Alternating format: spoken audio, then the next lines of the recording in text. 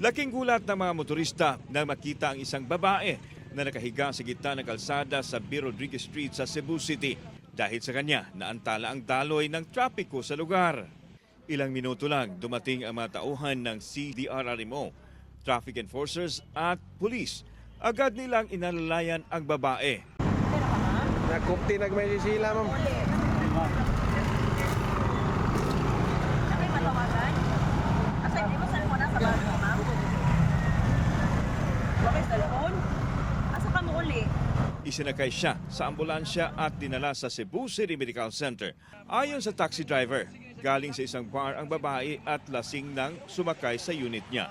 Walang ano-ano, bumaba ito at bigla na lang humiga sa kalsada. Well, kasakay sa buwan, nagsige na sa gilak, wala kasi problema. Pero kung kayo ito, Medyo, nakainom, ito pa nag-ito, medyo, nakainom, isura na siya. Kamatay ko na siya.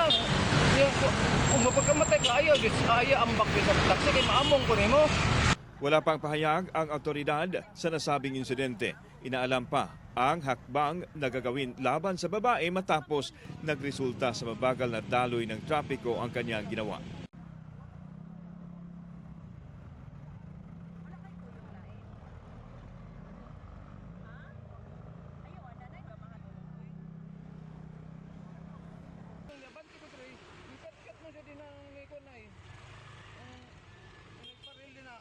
Pero nabot sa gusto nga. Ako naman sige biyaan sir, kahit yan, magpakamatay mo, biling ko ni mo